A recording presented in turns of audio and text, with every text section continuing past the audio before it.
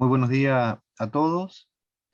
Este taller lleva por título Estrategias para la correcta escritura de un informe lo llevaremos adelante el ingeniero Krujowski Matías, el estudiante Danko Timsik Team y quien Sixing. le habla, Hugo Sosa. Bueno, brevemente comentamos cómo surge esta idea, que es fundamentalmente tratar de profundizar, desarrollar eh, esto que ustedes realizan de manera sistemática y constante a lo largo de su formación y de posteriores como profesionales que lo van a hacer, la escritura del informe como proceso propiamente de formación, ¿sí? Perdón, ¿me podés volver al anterior? Bueno, nosotros vamos a el taller va a tener una estructura, digamos, teórica práctica. Primero vamos a ir tomando cada una de las secciones, las explicaremos brevemente y habrá luego unos minutos para que ustedes vayan haciendo el correlato con sus propios trabajos, digamos, ¿sí? Entonces la idea es que de manera correlativa también ustedes vayan produciendo, vayan mejorando, vayan elaborando el trabajo, porque justamente para la acreditación de este taller van a tener que subir eh, un trabajo práctico, digamos, ¿sí? Que no es nada distinto a lo que ustedes hacen ni de lo que estamos desarrollando, pero es importante que ustedes justamente puedan tener a mano algún informe propio o bajado de la web y a partir de ahí lo vayan mejorando, puliendo y luego eso sea el resultado de su trabajo, ¿sí? Sí, ahora Danco. Bueno, lo primero, digamos, de un informe como de otros recursos discursivos escrito, aparece la portada, que es como la presentación de quien lo hace, por eso se afirma que es algo que tiene que estar, que, que no es opcional. Ahí donde lo que tiene que figurar es el título o el tema, que justamente es importante porque ahí enmarca lo que uno va a encontrar a posteriori.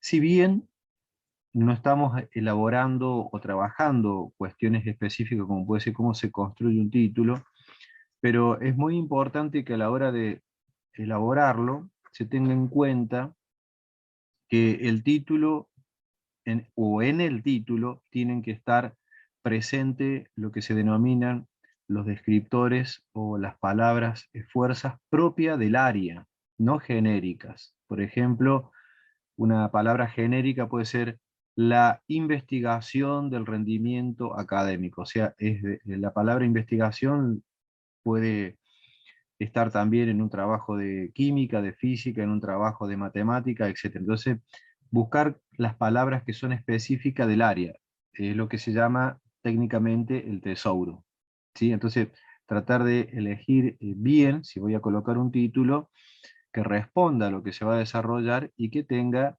esa vinculación con los conceptos y con las palabras propias de, del área y del campo en el que se está trabajando.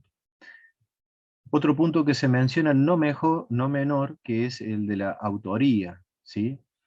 Porque yo soy responsable, o sea, yo como colectivo, si lo hacemos en grupo, de lo que acá presentamos. No es la responsabilidad de uno, sino que es la responsabilidad de todos. Entonces, en ese aspecto, si ustedes prestan atención a la planilla y al formato que se les presenta en un informe, al comienzo remarca la importancia o aspectos generales de estar atento, por ejemplo, a la gramática, a la ortografía, y luego explica eh, una palabra que me pareció muy importante, que es estar atentos, ser cuidadoso. O sea, yo tengo este es un trabajo que hacemos entre todos, Laboratorio X, y por lo tanto, entre todos tenemos que construir esto, y para construirlo, para elaborarlo, tiene que expresar el aporte de todos y el texto en sí mismo tiene que tener, justamente como después vamos a desarrollar, una lógica y unidad interna. Entonces, el trabajo es la responsabilidad de todos los que figuran como autores, ¿sí? Es importante tenerlo en cuenta. ¿Dónde se hizo? Y la materia. Porque cada institución tiene sus características y también cada asignatura lo propio. Entonces, esto que parece un hecho meramente formal, expresa justamente las condiciones de coautoría y de responsabilidad que uno asume frente al trabajo presentado. Un anexo, nota a pie de página. Este trabajo forma parte de su proceso de formación. Usted se está formando como profesional, y eso es importante no perderlo de vista. No es una materia, un trabajo, una actividad, un práctico, un laboratorio que yo tengo que sacarlo, bueno, para seguir avanzando, uno menos, sino que esto me aporta, me forma en una multiplicidad de aspectos. Sobre todo hoy, pensemos que se habla y que en las próximas acreditaciones estará marcado por lo que se denomina la formación por competencia, ¿sí? O sea, la competencia y la capacidad de poder resolver un problema en situación aplicando los conocimientos y otros valores propios que hacen a un profesional. Eso se construye, eso no me lo da el título. Entonces estas son instancias formativas que hay que tomarla desde ese lugar. Muy bien, la próxima, Danco. Bueno, acá vamos al título. El título expresa de qué trata el trabajo, qué es lo que estamos, digamos, reflejando de entrada, porque generalmente cuando uno va a buscar información, el título, las palabras claves, como decíamos recién, son importantísimas, excepto que uno sea un expedito en la materia, que además de esto busca también, por ejemplo, autores. Pero uno, bueno, está comenzando, está haciendo todo su proceso de formación, está recibiendo información, etcétera.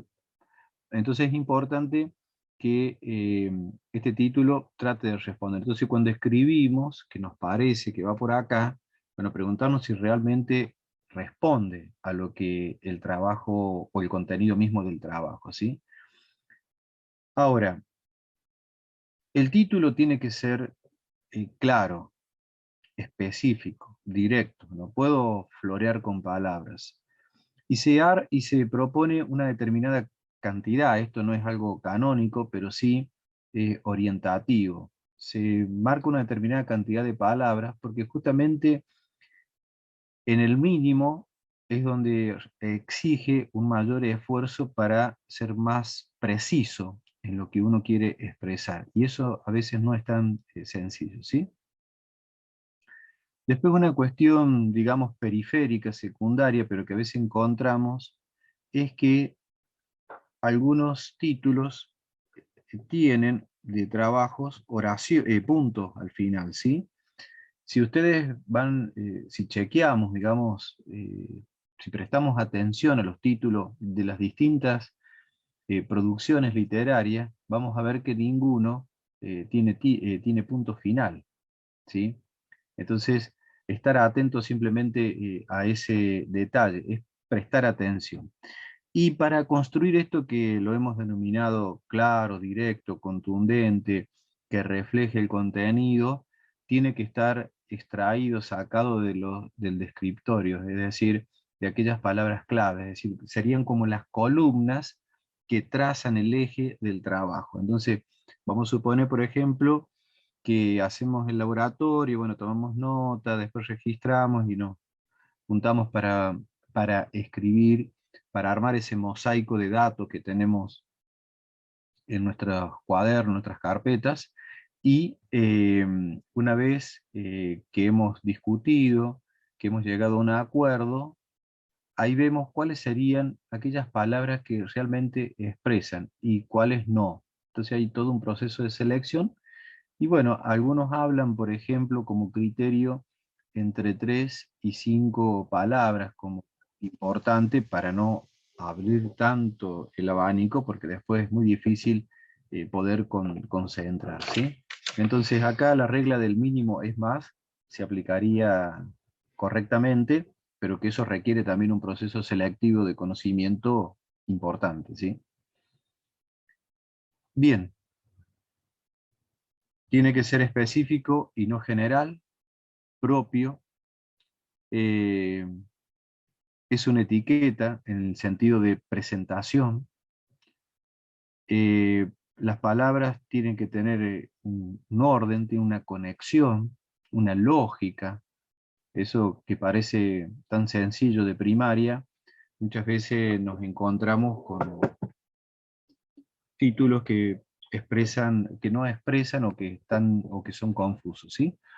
Y bueno, y lo que no tiene que estar, decíamos por un lado ya mencionamos uno, que es el punto al final, y otro que no tiene que haber abreviaturas, siglas o fórmulas matemáticas. Acá en este punto hablábamos con Matías y con Danco, que bueno, acá es importante hacer una pequeña aclaración.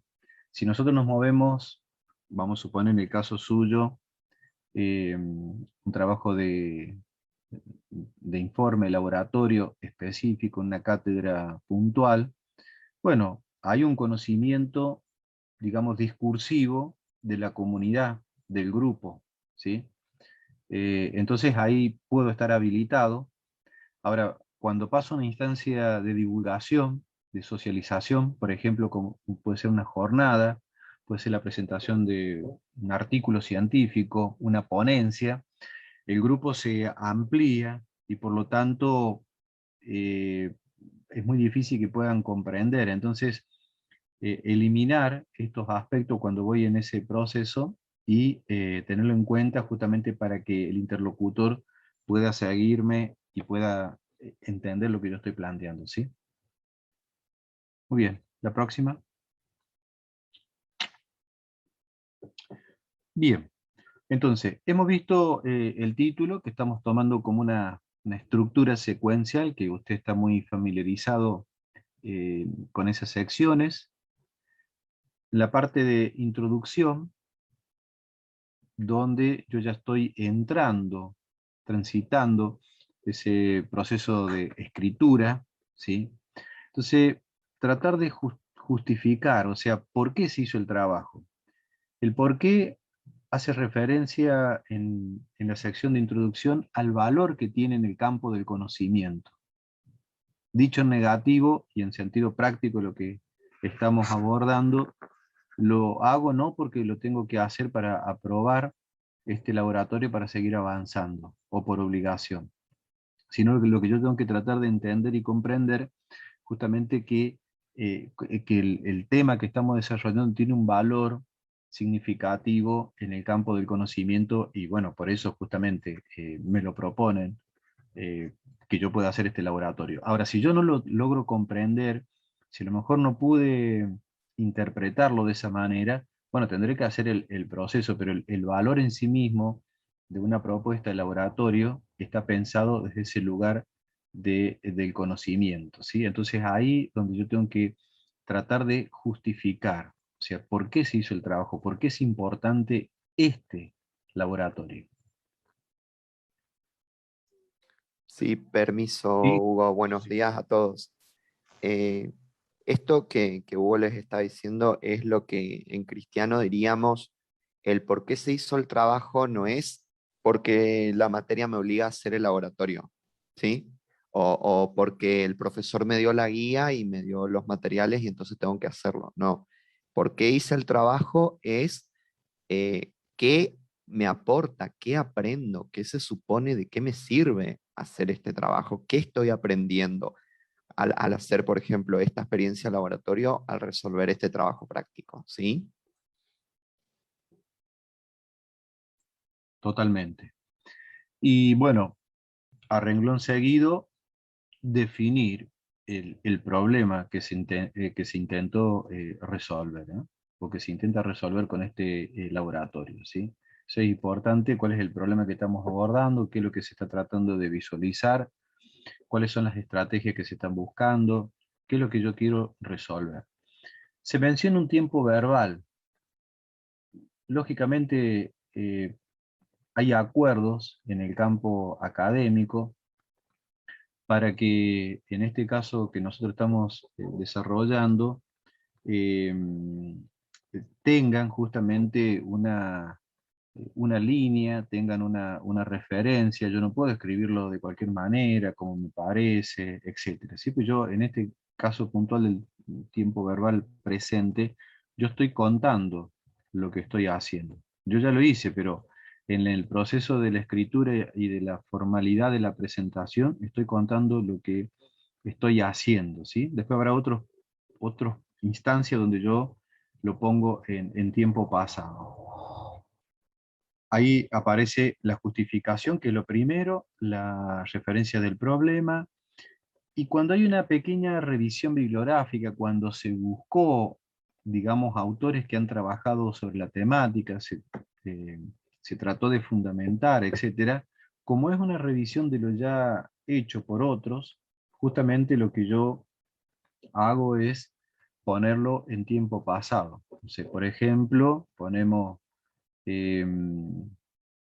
Mayo planteó en su trabajo tal cuestión, ¿sí? O sea, estoy referenciando, tiene autoría lo que yo estoy haciendo. Y eso es sumamente importante porque el conocimiento y la construcción del saber que se va, digamos, ensanchando en base a lo sabido.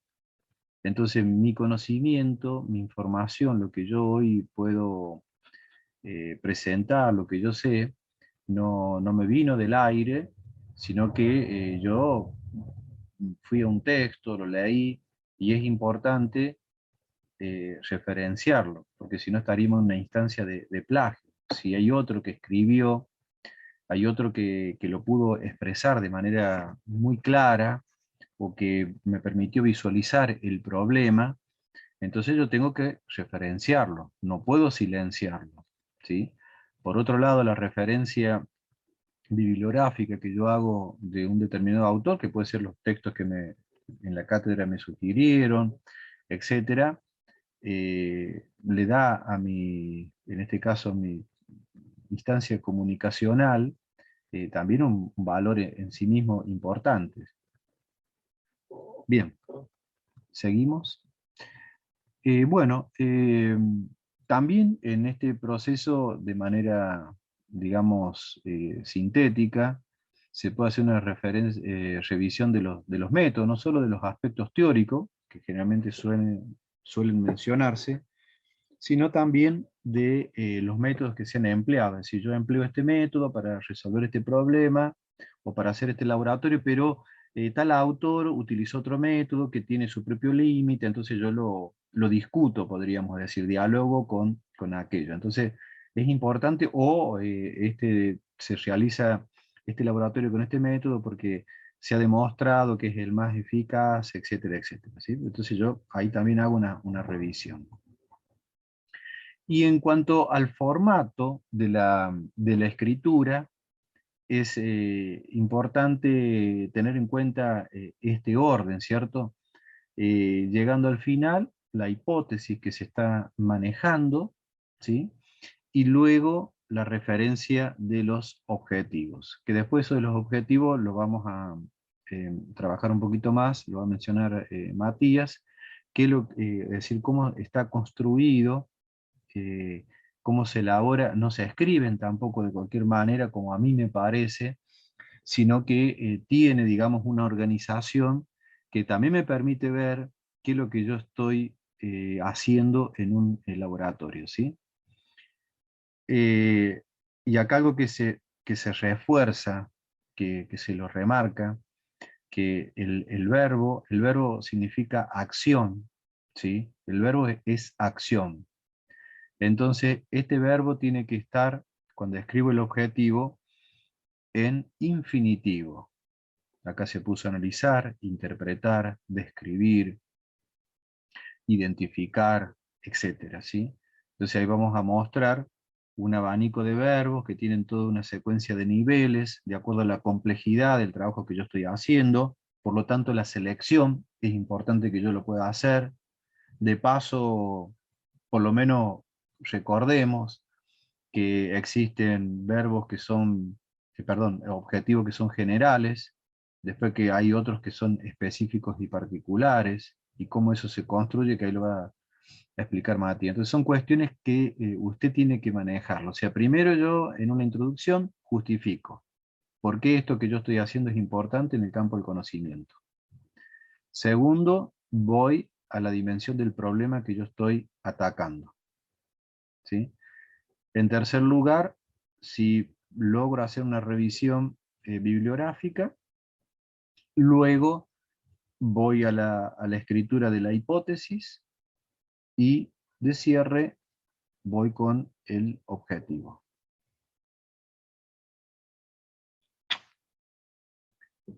A ver, ahí terminamos la parte de introducción, Danco. Ahí está. Bueno, ahí está usted. Está muteado usted, ¿eh?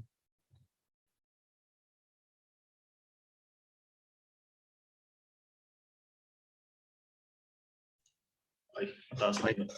Acá tenemos un ejemplo de una introducción entregada en un práctico, donde si ya partimos directamente del tiempo verbal utilizado en esta introducción, que no es el que corresponde, tampoco expresa el contenido que se le dice, la información que debería contener una introducción. También notamos errores desde ortográficos, gramaticales. Es un ejemplo simple pero claro de errores básicos que se suele tener en una introducción.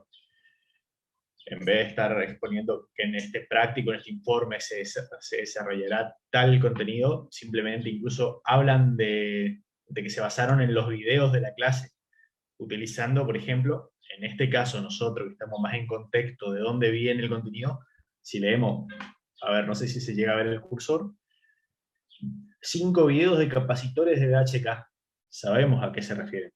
Pero en caso de una persona que lea esta introducción, que no esté en contexto, que no sepa quién es VHK, como muchos de los que están presenciando esta clase en este momento, no van a entender nada de dónde sale.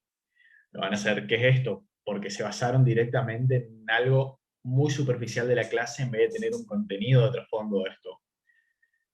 Como normalmente en la mayoría de las cátedras se les suele dar una guía de informe para seguir, donde se les expresa lo básico de qué debe contener cada parte de su trabajo, qué información debe expresar, tiempos verbales y demás, como estaba hablando Hugo hasta el momento. En este ejemplo claramente no siguieron esas cosas y tenemos esto como un resultado de algo que no se debe hacer, que no expresa nada de la información que debería expresar, que como dije, el tiempo verbal es cualquier cosa. Hay ejemplos donde usan mayúsculas a mitad del informe que justamente a no ser que consideren en este caso que los capacitores hagan referencia a una deidad, no tiene sentido que pongan las cosas en mayúsculas, digamos. No sé, ¿hubo algo más que quieras agregar de esto? Algo que usted mencionó que me pareció muy importante, cuando yo selecciono el verbo, además de estar atento a la conjugación, ¿sí? Infinitivo, también tengo que ver el contenido, así como mencionó Danco, no, o sea, está escrito conjugado y además no expresa lo que la parte dice. Entonces, también yo, digamos, hago un proceso de selección porque el verbo tiene que reflejar lo que yo quiero o lo que va a aparecer a continuación. Eso me parece muy importante. Y le sumamos un plus, lógicamente que no es para este taller, pero para que tengamos en cuenta y después a posteriori cuando se presenten otros talleres, estemos atentos o podamos buscar. Fíjense el tamaño de esta oración. Fíjense, es larguísimo. Cuando los especialistas, por ejemplo, ustedes pueden leer si les gusta algo vinculado al tema este, o que uno a lo mejor no le gusta mucho, pero tiene que pulirlo, tiene que mejorarlo, porque usted va a vivir de informes, laboratorios, fichas técnicas, etcétera, etcétera. Hay un autor español que se llama Daniel Casani, que es un libro clásico, podríamos decir, muy práctico, muy sencillo, entendible, que se llama La cocina de la escritura. Y bueno, él referencia varios autores y se propone en general como criterio entre 20 y 30, siguiendo palabras, siguiendo, digamos, la ley clásica donde el menos es más, porque mientras más extensa sea una oración, es más difícil que sea entendible, porque cuesta mucho concretar. Entonces también esas cuestiones importantes en un párrafo fíjese que ese es un párrafo más que una oración, tiene 5 renglones, y digamos, un párrafo se propone que tenga 5 renglones, entre 20 palabras, una oración, y 5 renglones, un párrafo. Acá estamos en una oración, es un párrafo.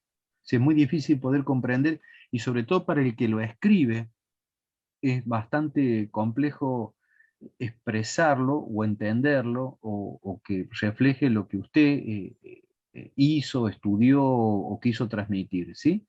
Siguiendo como una norma puntual, digamos, como puede ser, por ejemplo, que tenemos que tener un sujeto, un verbo, y después viene el predicado o complemento directo, etc. A lo mejor yo no sé esos nombres, no interesa esa cuestión, pero que sepa que la oración tiene como una secuencia, una estructura interna, y que es para que yo pueda expresarlo. Entonces, expresar lo que yo quiero comunicar.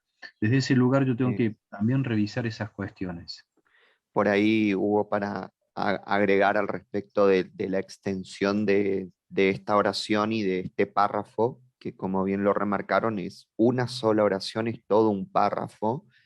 Es importante una regla muy simple, en vez de, si por ahí no me puedo acordar esto de ponerme a contar palabras o a contar renglones, una regla muy simple siempre que se usa mucho en locución es: una oración me tiene que alcanzar el aire que yo puedo guardar en los pulmones para leerla entera. Entonces fíjense que si yo trato de aplicar esa reglita tan sencilla, intento leer esto, me voy a quedar sin aire más o menos llegando a BHK.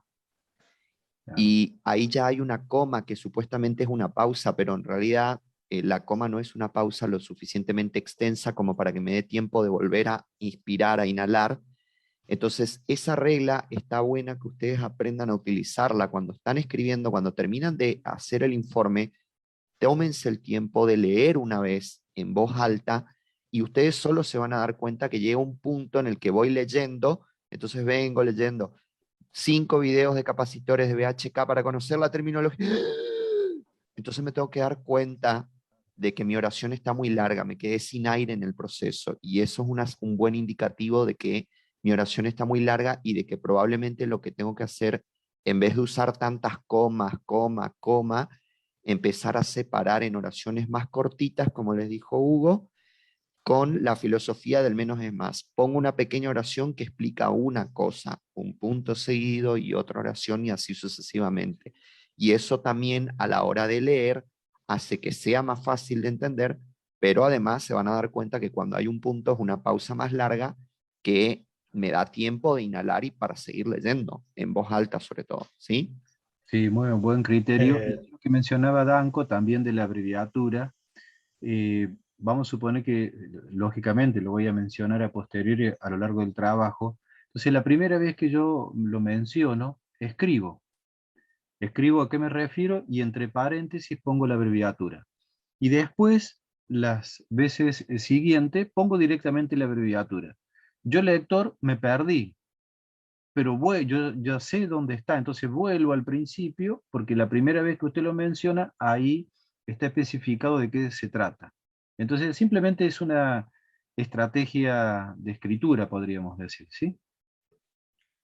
Siguiendo con, voy a seguir algo de lo que habló Mati recién, sin entrar mucho en el aspecto de lengua y literatura, gramática y demás que no nos compete a nosotros, pero en eso de las puntuaciones, comas y demás, también tienen que prestar atención a saber utilizarlos, porque he encontrado ejemplos varias veces donde directamente se confundían el uso, en vez de poner coma ponían todo punto y seguido, y en vez de poner punto y seguido ponían todo punto y aparte, generando un texto imposible de leer directamente.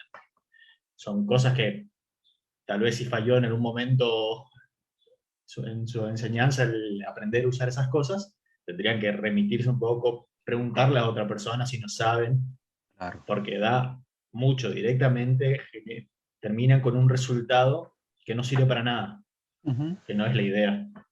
No, y está muy bien lo que usted menciona. Yo lo pienso en proyección de futuro. Ustedes van a ser profesionales, tienen que presentar proyectos, tienen que presentar, se presentan a convocatorias, hacen informes, fichas técnicas, y bueno, desde ese lugar, a lo mejor no me gusta, no es lo mío, pero bueno, lo necesito construir, ¿sí? Pero fíjense algo interesante, que está muy bien hecho. La primera letra con la que comienza está puesto con mayúscula y termina con un punto. Muy sencillo. Se empieza con una mayúscula y se termina con un punto, ¿sí? Algo que está, digamos, incorporado, y eso está buenísimo.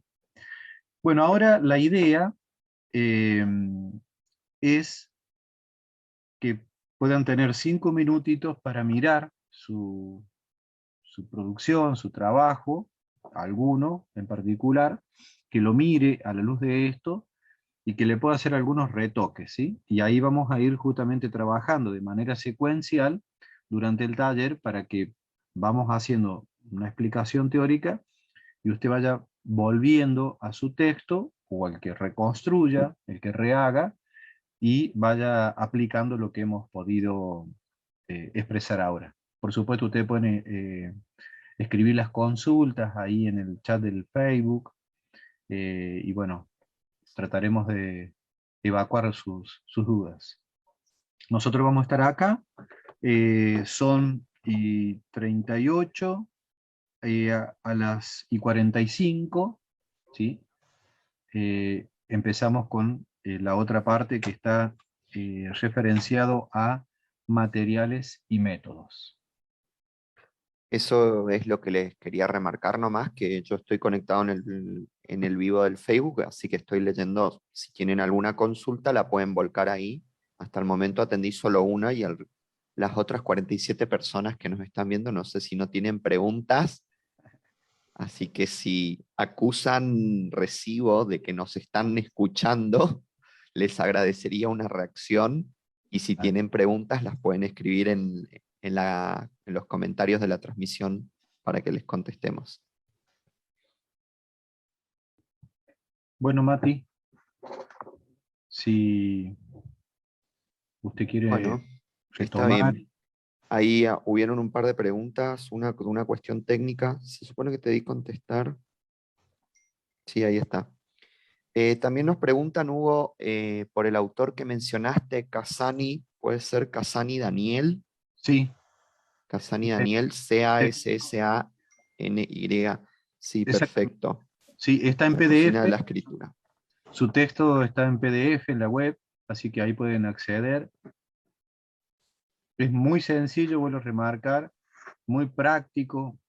Creo que cuando uno está iniciando, simplemente quiere hacer una consulta, no quiere hacer un curso de literatura o de lengua, simplemente para resolver un problema, me parece que puede ser súper práctico. Por lo pronto, saber dónde yo puedo ir a buscar y saber que lo que yo estoy escribiendo tengo que mirarlo de nuevo. Eso me parece una muy buena estrategia.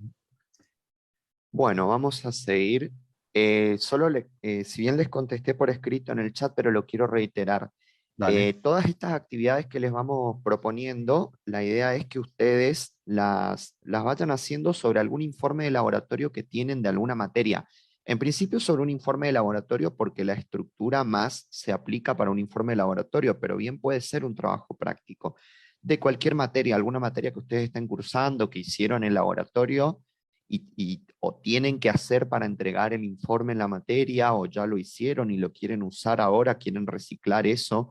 Simplemente nuestra intención es que ustedes puedan practicar todo lo que le proponemos a partir de un material que para ustedes ya es conocido. Entonces, por ejemplo, esto es la introducción, la idea es que lo escriban sobre alguno de esos informes. El que lo pudo hacer bien, el que no le alcanzó el tiempo que le dimos ahora, lo puede avanzar después porque tienen tiempo hasta mañana a la noche para mandarnos, así que no hay apuro con que lo tengan que terminar ya.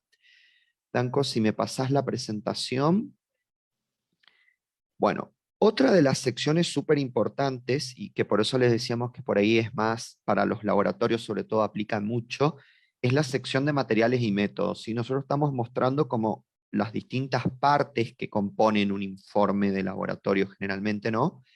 Y materiales y métodos es la que viene después de la introducción.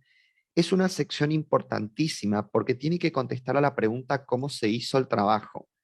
Pero esta pregunta de cómo se hizo el trabajo viene un poco desde el punto de vista bastante científico, con esta idea de que otra persona tiene que poder reproducir o por lo menos entender, tiene que por lo menos poder entender lo que yo hice en mi trabajo, ¿sí? Entonces, es importante que podamos contestar bien a esta pregunta de cómo se hizo el trabajo desde un punto de vista de explicar qué procedimientos hice para hacer. Si es una experiencia de laboratorio, entonces tengo que poder dejar en claro cuáles son las cosas que yo usé para hacer el laboratorio, la experiencia, si había algo que conectar, cómo lo conectamos, si medimos cosas, cómo lo medimos, qué medimos. Sí, es importante que todo eso se pueda entender.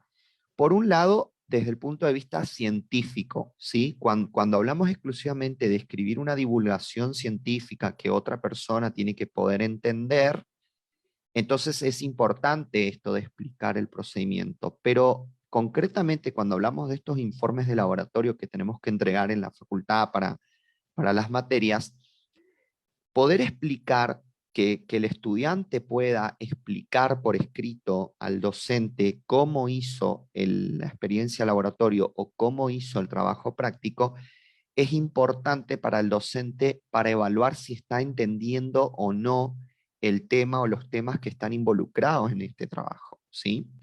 Bueno, lo que les decía es que es importante esto de que ustedes como estudiante puedan por escrito explicar cómo hicieron la experiencia, porque eso es lo que nos sirve a los docentes también para evaluar. La evaluación del informe de laboratorio es un todo, no es que yo me voy únicamente, cuando les corrijo, me voy únicamente a mirar los resultados que les dio y leo las conclusiones. Yo también corrijo y veo, reviso si ustedes entendieron lo que están haciendo, ¿sí? Porque eso es lo que nos importa cuando les hacemos hacer una experiencia de laboratorio. Justamente la idea detrás es que ustedes puedan realmente entender los conceptos. Entonces, por eso nos parece fundamental que ustedes puedan, por escrito, que ustedes desarrollen esta habilidad de por escrito explicar lo que hicieron. Y más allá, cuando ya pensamos en el plano profesional de por qué ustedes como futuros ingenieros o licenciados tienen que poder explicar por escrito cómo se hace algo, pues muy simple. Cuando yo salgo a trabajar, tarde o temprano, como profesional, voy a terminar teniendo gente a mi cargo.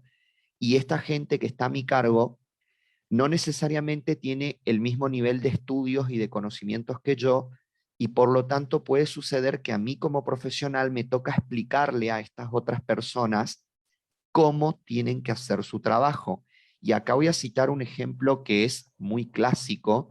En una oportunidad un colega me dice, el ingeniero civil no se supone que se vaya a la construcción a él colocar los ladrillos. El ingeniero civil no va a ir él a doblar los hierros para armar los estribos, para hacer la armadura. No va él ponerse a clavar el encofrado. Sin embargo, el ingeniero civil va a estar en la construcción, quizás no todo el día, pero por lo menos de vez en cuando, haciendo lo que se llama la dirección de obra. Y la dirección de obra justamente va un poco de esto de controlar que los ladrillos están bien puestos, que la armadura está bien doblado los hierros, que el encofrado está correctamente clavado. Y para poder controlar eso, el ingeniero civil tiene que saber cómo se hace ese trabajo. Y si le toca trabajar con albañiles inexpertos que no están haciendo las cosas en la forma en la que él espera que se hagan, le va a tener que explicar cómo hacerlo correctamente. Entonces, la cuestión detrás de esto, de este ejemplo, es por qué el ingeniero civil tiene que poner ladrillo, no, pero tiene que saber cómo los ladrillos se ponen y tiene que saber el por qué, sabe de hecho el por qué, pero tiene que saber explicar el cómo. Entonces, para nosotros, dentro de la formación de la carrera, resulta importante que ustedes puedan entrenar esta capacidad de explicar cómo hacer un determinado trabajo. Así como tomé este ejemplo tan burdo de poner ladrillos, para cualquiera de las ingenierías y para la licenciatura en seguridad y higiene también, yo puedo encontrar infinidad de ejemplos profesionales en las que ustedes, futuros profesionales, tienen que ser capaces de poder explicarle a otras personas que están a cargo suyo cómo hacer una determinada cosa. Por eso nos parece fundamental que ustedes practiquen a la hora de escribir informes de laboratorio cómo, cómo hacer determinada cosa. Yo conecté esto así, asá, que el cable va con aquel por tal cosa, etc.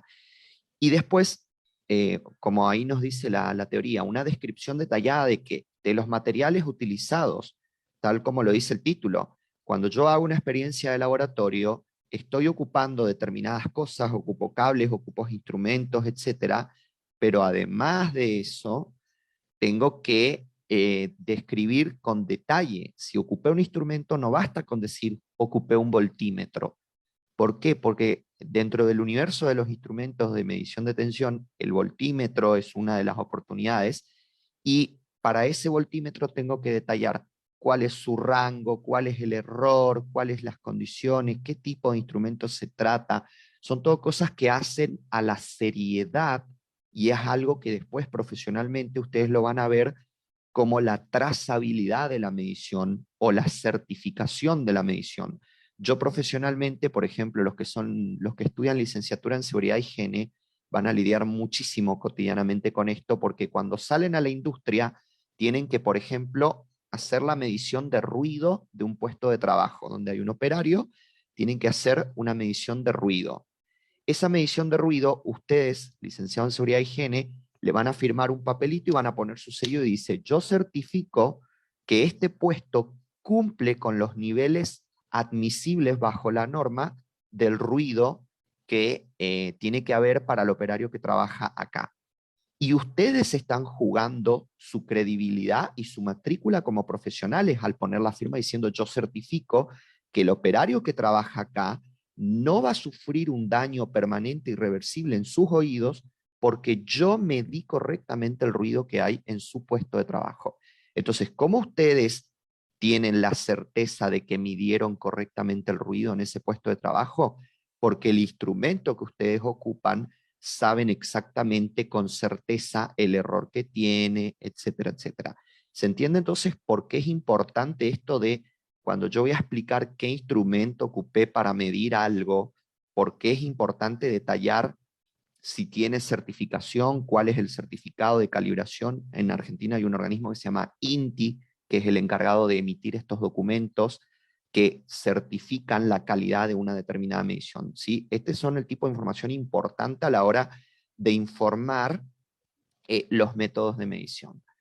Por otro lado, la población y la muestra. Esto suena un poco estadístico, pero tiene que ver con esta idea de, por ejemplo, retomamos el ejemplo del ruido. De todo el ruido que hay en el aserradero, yo me focalizo a medir la exposición al ruido del operario que está al lado de la garlopa, del operario que está al lado de la machimbradora, porque sabemos que por distancia, el operario que está a 15 metros de la cepilladora, si quiero, lo puedo medir, pero probablemente es evidente que el ruido no va a ser tan grave. Sin embargo, para el operario que está parado al lado de esa máquina, tengo que medir y dejar bien en claro que a él lo estoy controlando, de que realmente el ruido al que él está expuesto no sea nocivo. Y si es nocivo, yo tengo como profesional de la seguridad y higiene, tengo que proponer las medidas de mitigación o de protección necesarias para cuidar la salud auditiva de ese operario, ¿sí? Tengo varias preguntas que me disculpan, pero las voy a leer después porque si no pierdo el hilo. Si cuando termino esta parte leo las preguntas que me están posteando en el vivo. También esto tiene que ver un poco el tipo de diseño y las variables, ¿sí? El tipo de diseño y las variables tiene que ver con esto, de aclarar de todo el universo de cosas que yo puedo medir, qué voy a medir y cuáles son las variables. Voy a medir ruido, voy a medir vibraciones, voy a medir intensidad luminosa, voy a medir polvo en el ambiente, ¿sí? Eso habla de qué variables estoy midiendo y dejar por escrito de qué forma la voy a medir. Si mido ruido, estoy midiendo la dosis, ¿qué estoy midiendo? Si mido polvo, ¿qué técnica de medición de polvo en el ambiente utilizo? Si mido vibraciones, ¿qué técnica de medición de vibraciones utilizo? ¿Sí? Y todo esto es lo que me permite después contrastar con, por ejemplo, la norma con la Ley de Seguridad e Higiene y sus respectivos decretos reglamentarios. ¿Sí? Si pasamos, Danco, al siguiente. Las condiciones del entorno, una vez más, ustedes saben que los instrumentos en general, cualquier instrumento de medición, tiene un rango, un límite de condiciones operativas dentro de las cuales me garantiza que los resultados que me está dando son los correctos. Será un ejemplo muy burdo, pero si yo tengo, por ejemplo, un medidor de distancia láser, que es un aparatito que utiliza un láser que se propaga por el aire, rebota, mide el rebote, el tiempo de viaje y todo eso. Ese medidor de distancia láser en principio está diseñado para trabajar en el aire atmosférico. Si yo lo tiro adentro de la pileta, es de esperar que el resultado sea totalmente más allá de que, como tiene cosas electrónicas, capaz deja de funcionar. Supongamos que está bien aislado y sigue prendido. ¿Puedo o no confiar en el resultado de medición? ¿El instrumento que estoy usando está preparado para trabajar en ese entorno que yo lo quiero colocar o no? Eso es importante que lo aclaremos, y esto es lo que en la facultad, cuando hacemos experiencias de laboratorio, decimos: las condiciones del entorno. Como mínimo registremos la temperatura ambiente, registremos la humedad relativa del ambiente. Si tenemos un instrumento que nos permita, registremos la presión atmosférica, y eso va a depender de qué tipo de experiencia laboratorio estamos haciendo. Por ahí, si estoy haciendo experiencias del área eléctrica y esas cosas, depende qué tipo de experiencia. En general, la presión atmosférica no va a influir mucho. Ahora, imagínense si me voy al área de la termodinámica y quiero hacer una experiencia sobre secado. Quiero secar una determinada sustancia y medir la cantidad de energía que se necesitó para secar y todo eso. Pues ahí sí que la presión atmosférica imperante va a ser muy distinta, porque no es lo mismo intentar secar o no es lo mismo intentar hervir agua a presión atmosférica a nivel del mar que intentar hacerlo a la altura del Everest. Entonces, todo ese tipo de parámetros también son variables importantísimas dentro de la experiencia que estoy haciendo, que hacen al entorno en el cual yo estoy realizando el ensayo. Y por lo tanto tengo que registrarla junto con toda la información que estoy tomando nota, ¿sí? Los instrumentos, los equipos, los tratamientos y las técnicas. Acá, cuando hablamos de tratamientos y técnicas, ya entra mucho en juego algo que todos los días ocupamos, que es el análisis y el software de procesamiento. Por ejemplo, si yo trabajo en un laboratorio de la facultad, las experiencias en la facultad generalmente las hacemos con instrumentos discretos que están sobre la mesa, sobre la mesada, y ustedes lo que hacen cuando hacen el ensayo es: voy mirando, bueno, me dio tantos voltios esto, tantos miliamperios aquello. Ese tipo de información la van registrando y la van cargando en una planilla de cálculo, popularmente un Excel, una cosa así, y después sacan, no sé, un promedio y graficamos una recta y calculamos una pendiente y etcétera. Todo eso también hace al procedimiento de medición y también tiene que estar explicado en el informe. Es decir, en el informe tengo que explicar que registramos los datos en una planilla de cálculo, usamos el Excel para sacar la línea de tendencia, a partir de ahí obtuvimos el valor de la pendiente, porque, por ejemplo, puede ser que ese número de la pendiente es una información de interés para el ensayo que yo estoy haciendo o la ordenada al origen. Todo eso tiene que estar explicado: con qué software lo hice, con qué técnica de procesamiento de esos datos realicé todas esos análisis, en definitiva, todos esos análisis o tratamiento de los datos. Bueno, ahora sí me tomo una pausita. A ver, la idea es que pongamos en práctica lo que están diseñando. El informe nos entregaba. Sí, veo que están discutiendo todo lo del informe. Perfecto. Sí, claro. Bien, las conversaciones en el chat eran informes. Respecto de esto de los materiales y métodos, ¿queda alguna consulta? ¿Algo que quieran que se lo aclare?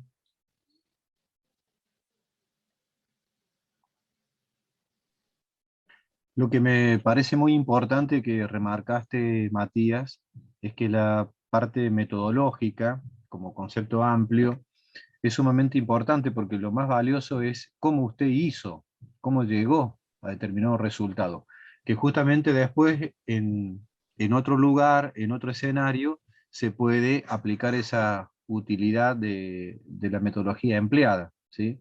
Entonces el aspecto procesual es clave, cómo se hizo. Nos gusta mucho ir al final, al producto, pero lo importante es ver el recorrido que se hizo para llegar a ese lugar, que es una forma de entender por parte del docente que usted sabe que no es solamente para el laboratorio, sino también para muchas asignaturas. Es decir, cómo usted hizo el proceso de resolución de determinado problema, ¿sí? Sí. Y lo que a mí también me gusta decir es que muchas veces, yo no sé si alguno de ustedes tiene la capacidad de acordarse absolutamente todo lo que hicieron en toda la materia durante todo el cuatrimestre, durante todo el año. Yo por lo menos nunca tuve esa posibilidad, me gustaría, pero a mí me pasaba mucho que cuando llegaba el momento de preparar el examen final de la materia, agarraba el trabajo práctico y veía un montón, que es muy clásico en la mayoría de las materias de una carrera de ingeniería. Uno agarra un trabajo práctico y la consigna dice, calcular la cantidad óptima de estaño para resolver tal problema. Pum, pum, ecuación, ecuación, ecuación, ecuación, ecuación, ecuación, tuc, el resultado, 432 gramos de estaño. Y cuando uno agarra eso, que es el trabajo práctico que uno mismo resolvió, después de 2 meses, después de 3 meses, estoy preparando el examen final, a veces después de 2 años, porque seamos sinceros, no siempre uno rinde el final cuando apenas termina de cursar, uno agarra eso y mira y dice, Dios mío, y esta es mi letra, y esto hice yo, y cómo lo hice, y de dónde salió esta ecuación, y por qué está hecho así. Entonces, ahí es cuando yo siempre propongo esta recomendación de decir, explique, explique, explique lo que hizo. Si estoy poniendo esta ecuación, pongo un renglón de texto, pero ya con poner un renglón de texto me sirve a mí para después, algún día, cuando vuelvo a agarrar el trabajo práctico, el laboratorio, entender qué hice. Y si me sirve a mí para entender qué hice, probablemente le sirve también a otra persona, o por lo menos yo lo puedo leer rápido y en un ratito me acuerdo. Entonces, cuando un amigo me pregunta, me dice, che, ¿cómo calculás tal cosa? Espera que no tengo ni idea, sé que lo hice en un laboratorio. Miro, ocupo la ecuación tal a partir de la teoría de tal cosa. Formulo este esquema de optimización según Laplace, 2 puntos, planteo Laplace. Resuelvo, transformo, antitransformo. Entonces, cuando yo mismo leo, entiendo lo que está sucediendo. Eso es fundamental y es fundamental como parte de esto del procedimental que les dice Hugo del proceso de aprendizaje, ¿sí? Y fíjense qué interesante, a medida que te escuchaba, recordaba las palabras de Hussein, premio Nobel, que cuando le entregan el premio Nobel, dice, lo más importante que uno puede dejarle a la patria es el método científico, es decir, cómo se hace, el cómo, no el laurel, sino el cómo para que el conocimiento siga avanzando. Sí. Bien, si estamos Podemos con esto, pasamos a la siguiente. Bueno, y muy, muy de la mano y en estrecha relación con la sección anterior, la de materiales y métodos, va a venir la sección de resultados. Esta sección de resultados es, si no otra cosa, la consecuencia directa de los materiales y los métodos, ¿sí? No hay forma de que yo pueda tener resultados si no tuve una metodología de ensayo, una metodología de cálculo, etcétera, y por lo tanto necesito tener bien en claro todo lo anterior, el cómo hacer la experiencia de laboratorio, para recién ahí poder lograr esto que muchas veces es en lo que nos centramos cuando hacemos el laboratorio. Cuando hacemos la experiencia de laboratorio muchas veces estamos muy preocupados por medir todo rápido porque ya me quiero ir a mi casa, entonces quiero rápido anotar, tengo que sacar 400 valores, quiero anotar los 400 valores y después, cuando me voy a mi casa y trato de usar el Excel para procesar los 400 valores, me doy cuenta que me olvidé de medir uno de todas las variables involucradas en el problema.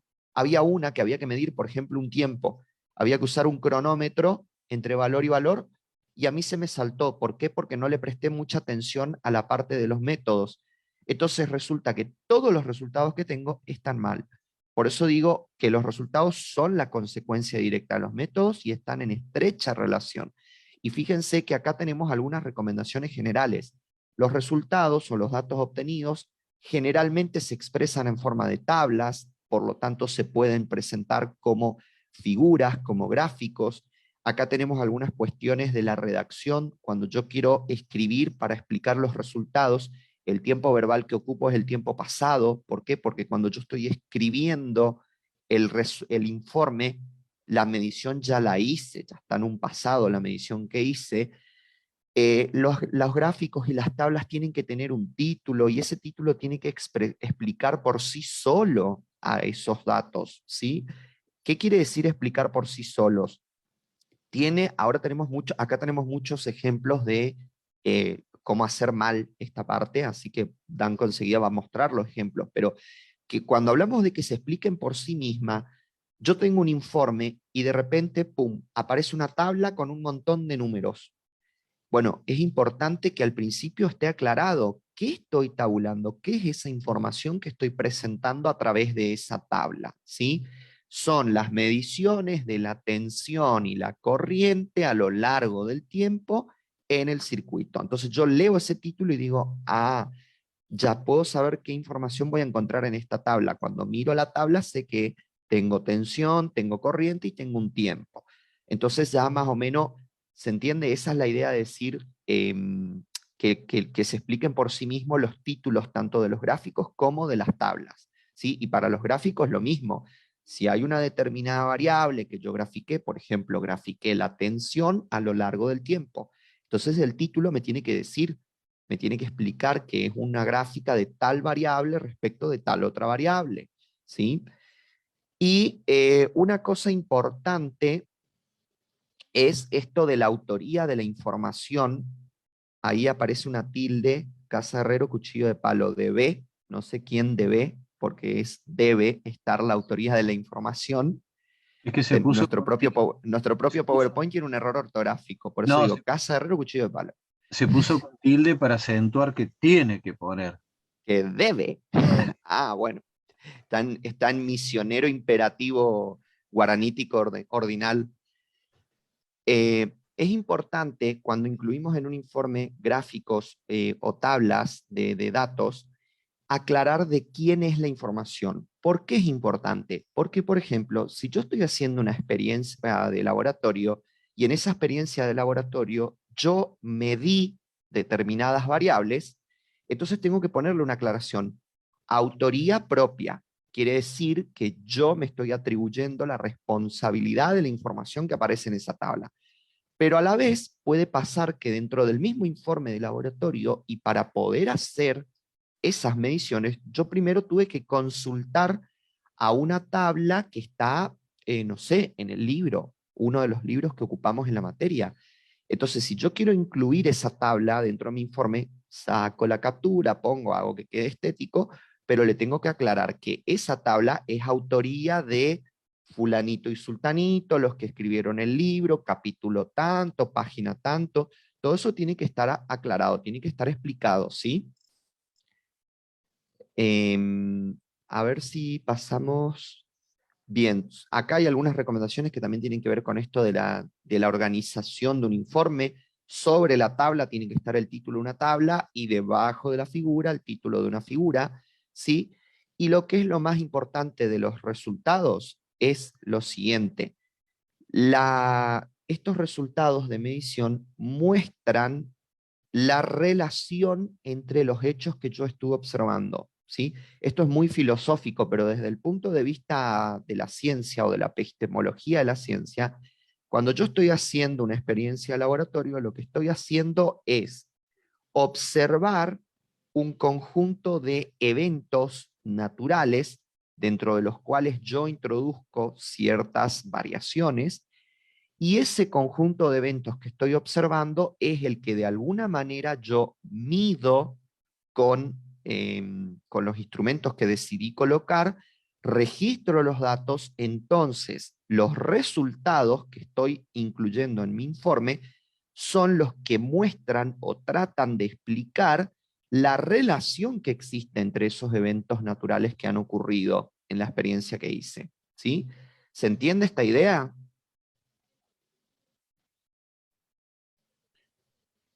Yo al menos lo entendí, pero además quisiera agregar, Mati, que también lo mismo pasa con las referencias bibliográficas. Es decir, solo los textos que yo utilizo para poner dentro del informe son los que yo tengo que citar al final, no los que leí, consulté y no me parecieron, entonces después pongo toda la sábana al final, sino los que yo utilicé dentro del texto, ¿sí? O sea, esto de la relación entre lo que se observa y la descripción tiene que estar ahí presente, y lo que se utiliza como referencia bibliográfica también tiene que estar dentro del texto. Eso, no otros.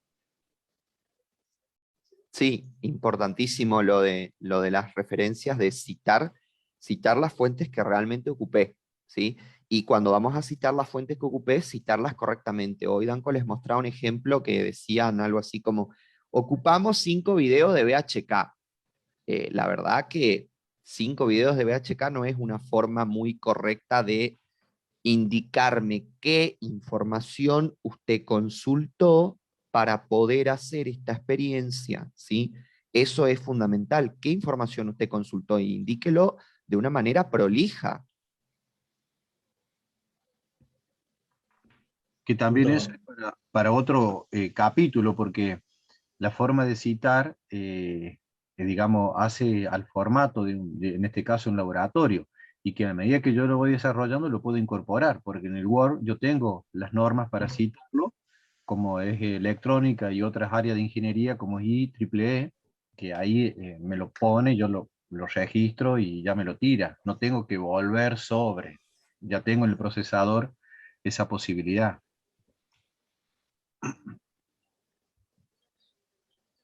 creo que esta parte estaría. Y Sí, después los gráficos, ¿no?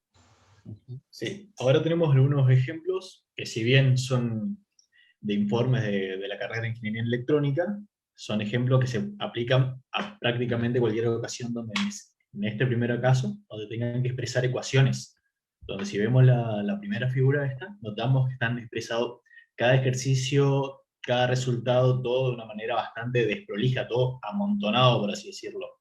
Vemos que tienen el ejercicio A, B, C, D, en una forma donde si vemos rápidamente tenemos que prestarle más atención, parar un rato, mirar para entender qué está expresando acá.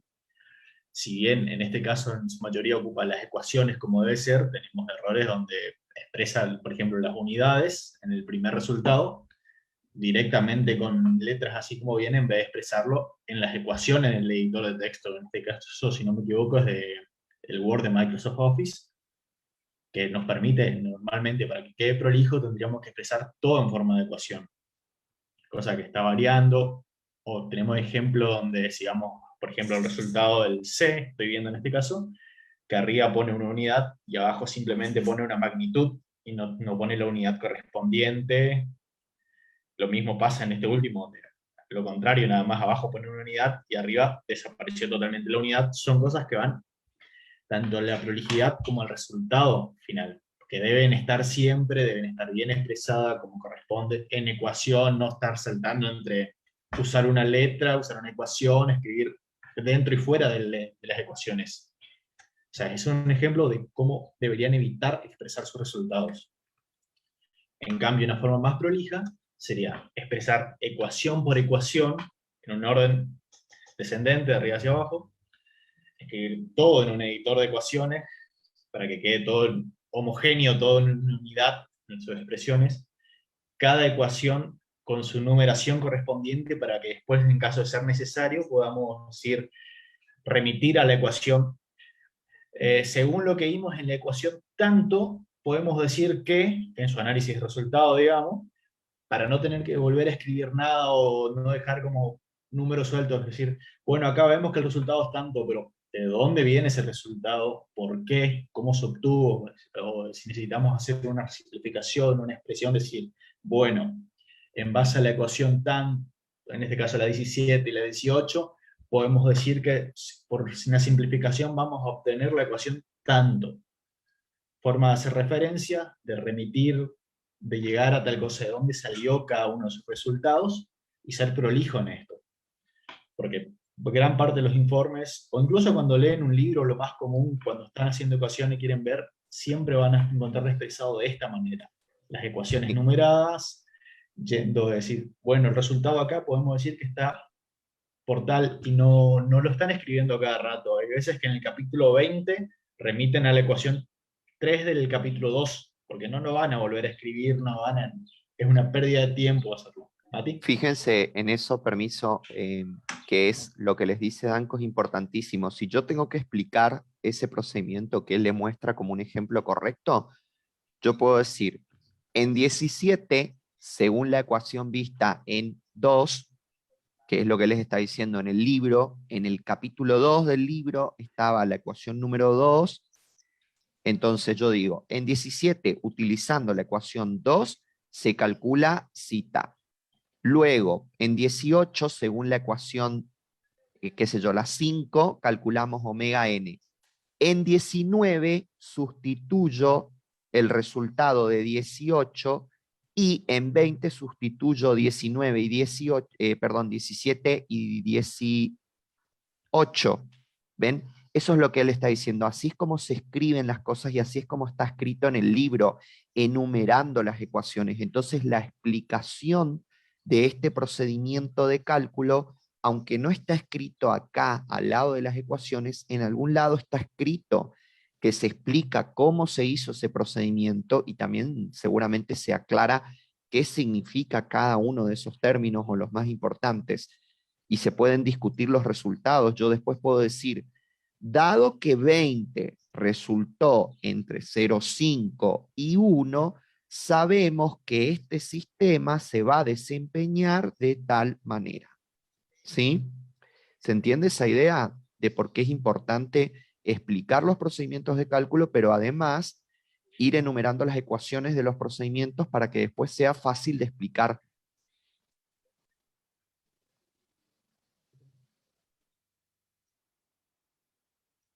Como también les expliqué recién el tema de ocupar las ecuaciones de su editor de texto. En este caso, por ejemplo, podemos ver que directamente escribieron todo como si fueran un texto, como si fueran letras, sin usar nada de ecuaciones. Y tenemos acá, por ejemplo, C3, C1, C2, donde la enumeración, estos son capacitores, sí, capacitores, tendría que ser en subíndices, queda mucho más prolijo, legible, se entiende. En cambio acá tenemos un aglomerado de letras gigantes que nos cuesta entender, queda totalmente desprolijo a la hora de presentar un informe.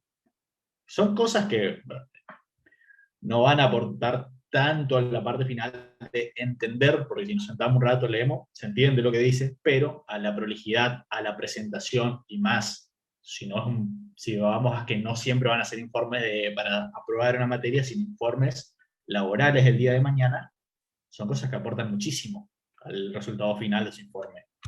Eso, por ejemplo, a ver, en esta segunda parte tenemos donde sí se ocuparon editor de ecuaciones, podemos ver que queda mucho más prolijo la presentación, pero tenemos otro error que parece pago ya, es muy, pero se ve en cada informe que nos presentan, casi siempre es algo que se repite. Son el que mezclen los separadores decimales punto y coma. Sabemos que en Argentina el separador decimal es la coma, pero en la mayoría de las calculadoras, lo más normal, son estadounidenses, y el separador decimal allá es el punto.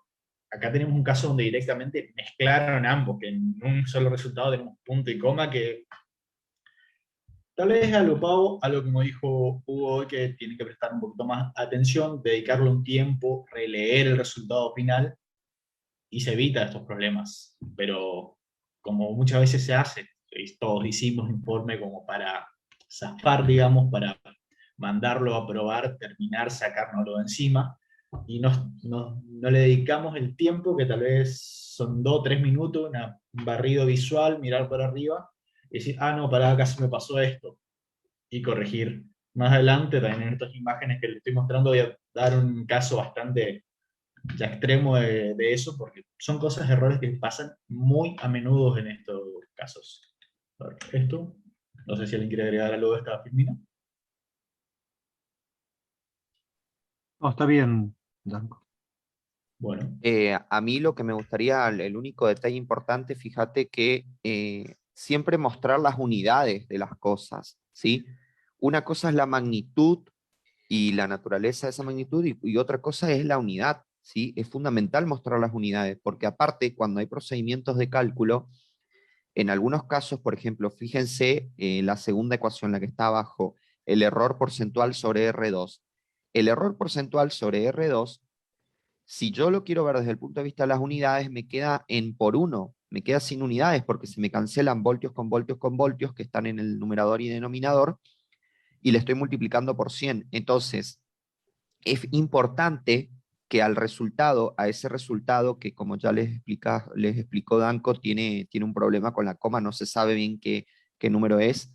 Podemos suponer que el número correcto probablemente era 5,067, podemos suponer, pero no. Sí, debe ser sí, 5,067.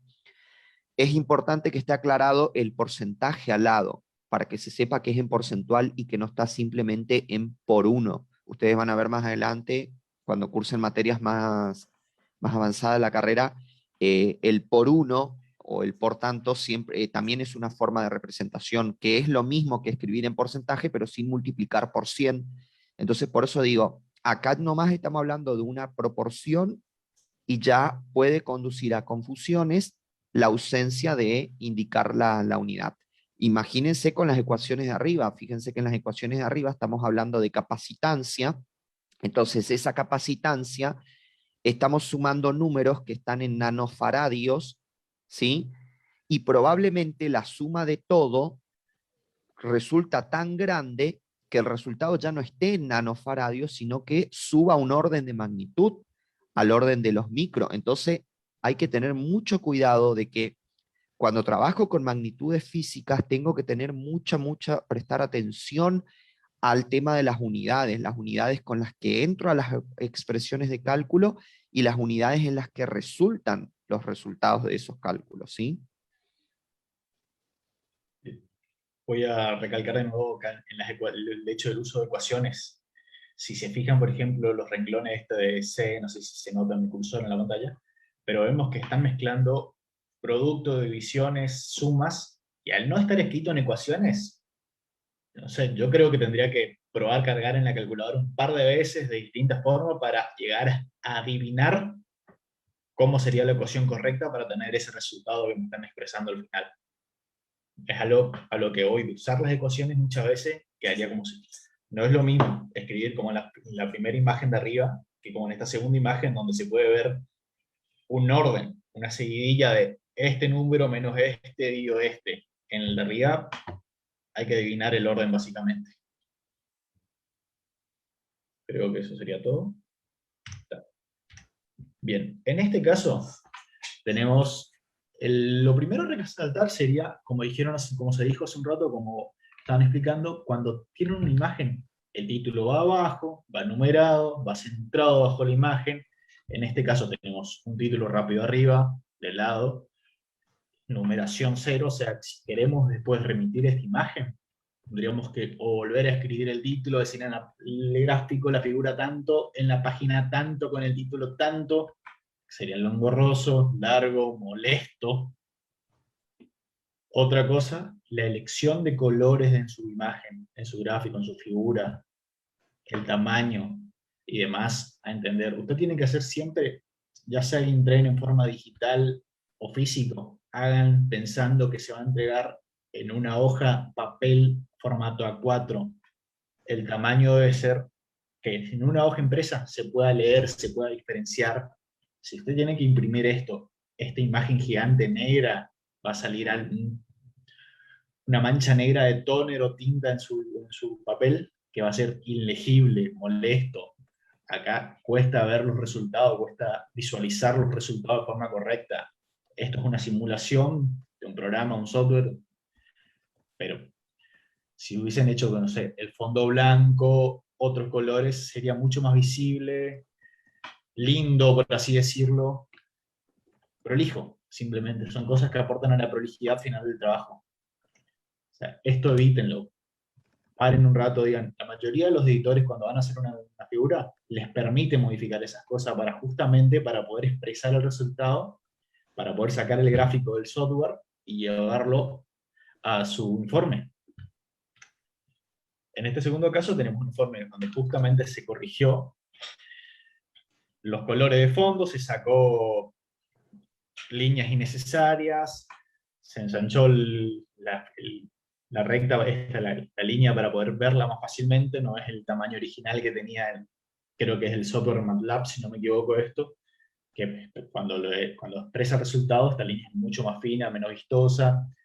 En todo caso, que en este caso, el MATLAB suele dejar corregir varias cosas, pero si no, hay otros software que permiten la modificación o corrección, como el Visio de Microsoft Office, permite modificar, sacar cosas innecesarias del gráfico y demás, para hacerlo más prolijo simplemente. Vemos también, como dijo Matías hace un rato, el hecho de expresar los títulos en cada eje para que se entienda. Y acá podemos ver que esta figura está numerada y titulada correctamente para, en caso de ser necesario, posteriormente decir, en la figura tanto vemos, observamos tal cosa, o que se haga un análisis de varias respuestas, varios estímulos a un sistema, tenemos figura tanto, tanto, tanto, y decimos, bueno, en comparación, observando todas estas figuras, decimos que lo más óptimo sería utilizar tal cosa en caso de que estemos analizando qué queremos usar, qué queremos implementar en una empresa o en lo que sea, van a tener que vender, saber por qué van a usar esta cosa o lo que ustedes están proponiendo. Cuando comparen varios estímulos, varias respuestas, lo ideal sería decir, bueno, en base a las figuras tantos, elegimos esto, por esto. Y esto sería la prolijidad de su informe de remitir después. ¿Por qué? Matías. Sí, lo que quería hacer énfasis, vos dijiste el tema de ponerle el título a los ejes. Eso no lo profundizamos mucho, pero por ahí muchas veces cuando uno corrige informes de laboratorio, te encontrás con un gráfico que no tiene títulos, es un gráfico que tiene el rayajo hermoso ahí, te dice que va de tanto a tanto en este eje, el otro eje, por ejemplo, este ejemplo que tenemos en la pantalla va de 0 a 200 un eje y el otro va desde 0 hasta 1.2. Y si yo no le pongo las aclaraciones, las etiquetas de los ejes para indicar qué son, qué variable, qué magnitud estás dibujando en ese gráfico, lo que hacemos normalmente cuando corregimos miramos, mira, manzanas versus banana, porque no sabemos. Entonces, la cantidad de variables involucradas en un único informe de laboratorio puede superar las 20 inclusive. ¿Sí? Pueden haber más de 20 variables distintas en un solo informe de laboratorio, algunas de las cuales fueron medidas y otras de las cuales fueron obtenidas por cálculo, por simulación, como resultado del análisis de las anteriores. Entonces, cuando yo pongo un gráfico, de buenas a primeras no tengo que asumir que se sobreentiende cuáles son las variables graficadas. No, nunca se sobreentiende nada. El gráfico tiene que ser una cosa, así como el título del gráfico tiene que explicarlo por sí solo. En este caso, fíjense que el título lo está explicando bien. Dice que es la respuesta al escalón del sistema LC que está discretizado, no me acuerdo ya el significado de la sigla SC en este contexto. ¿Sí? El título del gráfico está explicando qué muestra el gráfico, pero es fundamental que en ese gráfico, en cada uno de los ejes que el gráfico tiene, estén aclarados cuál de todas las infinidad de variables posibles son las que estamos graficando acá.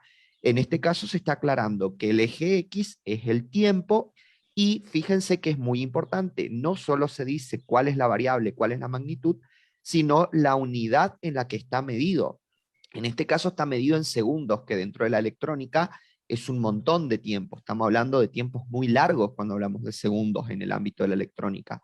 Y fíjense que el otro eje, el eje vertical, la magnitud dependiente, dice simplemente amplitud y no tiene una aclaración de una unidad porque se trata justamente de lo que les decía hace un ratito. Esto es una medición en por unidad. ¿Qué quiere decir en por unidad? Que cuando vale 1 equivale al 100%. ¿Al 100% de qué? Ahora no me importa. Si esto es la respuesta al escalón de una canilla, el 1, el 100% de la amplitud, implica el 100% del caudal de la canilla, que para cada canilla y para cada condición de funcionamiento puede ser distinto. Pero, ¿qué es lo que quiero que les quede claro? Que este gráfico es un gráfico que está hecho en una forma relativa de representación. Entonces, por eso estoy aclarando que hablamos de amplitud, pero no estoy aclarando la unidad porque está en por unidad. No así el tiempo. El tiempo siempre tiene que estar aclarado en qué órdenes de magnitud estamos hablando, porque cuando yo en ingeniería electrónica digo tiempo, el tiempo puede ser milisegundos, puede ser del orden de los microsegundos, de los milisegundos, del orden de los segundos o hasta incluso quizás de los minutos. Imagínense alguien que trabaja en el área de la historia. El que trabaja en el área de la historia, cuando quiere hacer un gráfico a lo largo del tiempo, como mínimo habla de años, sino de décadas o de siglos. Entonces, ven la importancia de aclarar no solo la naturaleza de la magnitud, sino la unidad en la que estamos graficando. Sumaría lo que acaban de decir en el título que se le pone a la figura. Fíjense que está centrado, ¿sí? Además que tiene que expresar el contenido, está centrado y generalmente con letras más pequeñas. Un detalle, digamos, de la gramática que ayuda a la presentación de un trabajo.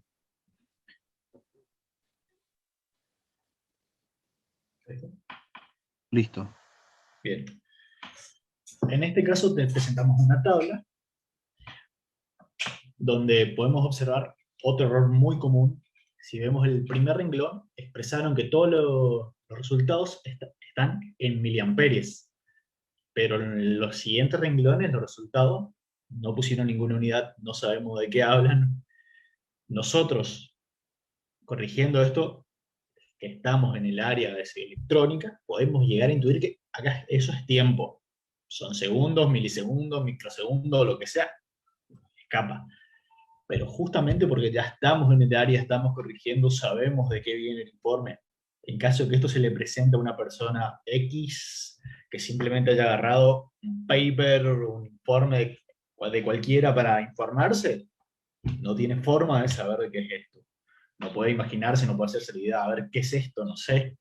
Y es muy importante porque la idea es que cualquier persona que agarre su informe, si bien más o menos entendido, tengo una seguidilla, puede ir informándose, esto viene de acá, ir aprendiendo lo mismo que al agarrar un libro, digamos, ir de a poco, paso por paso, entendiendo de qué va el tema, cómo se desarrolla y demás. En este caso, se pierde absolutamente porque no hay la expresión, es decir, esto está en segundos. Otra cosa que, como dijimos hoy, la prolijidad, la unidad. Acá vemos que algunos resultados usan punto como separador decimal, otros usan coma como separador decimal, directamente están mezclados, que es incluso peor que ocupar solo puntos, que nada que ver acá en Argentina, pero peor que hacerlo mal, que ocupar puntos, es ir mezclando todo por no prestarle atención, que no sea homogéneo, digamos, que no tenga una unidad. Otra cosa con el tema de la expresión de la magnitud y demás, creo que en química normalmente se le expresa en notación científica, Mateo más a tener que corregir en eso, donde se ocupa eso de por 10 a la tanto. En ingeniería normalmente se le pide que expresen de otra forma, esto no se le acepta directamente. En notación se le pide que la unidad, en este caso vamos a concluir, vamos a decir que esto es tiempo, se le pediría que lo expresen en segundo, microsegundo, milisegundo, microsegundo, nanosegundo, que si en la mayoría de las calculadoras, si ponemos notación, como notación en ingeniería, en vez de expresarle, por ejemplo, este primer resultado que dice 1.8 por 10 a la menos 5, si cambiamos la notación de la calculadora, le va a expresar en 0,18 por 10 a la menos 6, y ahí sabemos que directamente lo escribimos como microsegundos, en vez de escribir esa notación científica, que es importante porque además de la prolijidad, directamente esto como informe no se le va a aprobar en muchos casos. Sí, ahí lo de la notación que decís, sí, se trabaja en notación científica generalmente. ¿Por qué? Simplemente porque cuando yo trabajo con números muy grandes o muy pequeños, Las calculadoras por defecto escupen el resultado en notación científica. Ahora, lo que les acaba de recalcar Danco, esto de aprieten el botón, todas las calculadoras tienen un botón ENG normalmente, que es el botón que convierte de la notación científica a la notación de ingeniería. ¿Cuál es la notación de ingeniería? Es la que utiliza una progresión de los órdenes de magnitud de 3 en 3. A la -3 es mili, a la -6 es micro, a la -9 es nano, a la -12 es pico. Entonces, ese número que él les dijo, él está mirando el ejemplo de el diodo de silicio para la columna 50, el 1.8 por 10 a la -5. Si yo escribo ese número en la calculadora y aprieto el botón de ENG, me lo va a reescribir como 0.18 por 10 a la -6. Por eso es que nosotros decimos cuando está a la -6 es microsegundos. Y otra cosa importante con esto de la anotación de los resultados, ya que estamos mirando esta fila, fíjense, si seguimos mirando los datos de esa fila, el número de al lado es 2.6 por 10 a la -5, el otro es 3.7 por 10 a la -5, pero el número que sigue está escrito como 0.1661. Fíjense que así, de buenas a primeras, si yo quiero comparar esos valores, me resulta un poco complicado, porque yo tengo que pensar 3.7 por 10 a la -5 es recontra chiquitito, son 0.37 microsegundos. En cambio, cuando miro el número de al lado, miro que son 166 milisegundos. ¿A qué es a lo que apunto con esto? Que cuando arman una tabla para informar los resultados, traten, en la medida de lo posible, de que todos los datos de una misma fila, de una misma medición, estén en la misma unidad para que sea más fácil de comparar. En este caso puntual, en este ejemplo puntual, no se pueden poner en una misma unidad porque el comportamiento lineal de ese diodo hace que sean tan distintos, que sean numéricamente tan divergentes estos valores. Pero ¿cómo se resolvía el problema? Si yo ponía 0,18 microsegundos, 0,26 microsegundos, 0,37 microsegundos, y después pongo 166 milisegundos, 424 milisegundos, 654 milisegundos, a la persona que lee eso le sirve para rápidamente ver que cuando pasamos de micro a mili, hubo un incremento de un orden de magnitud, o sea, 1000 veces más rápido de lo que era en 100.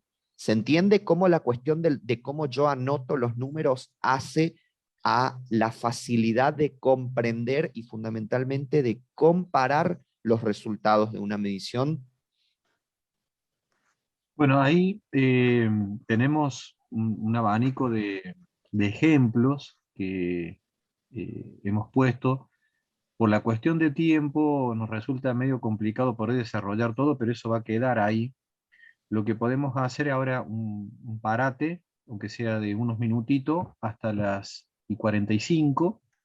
Volvemos porque después queremos trabajar el tema de los objetivos, algo que mencionamos, para vincularlo también con las otras secciones, y terminar con conclusión, y luego presentar la consigna para la acreditación del taller, ¿sí?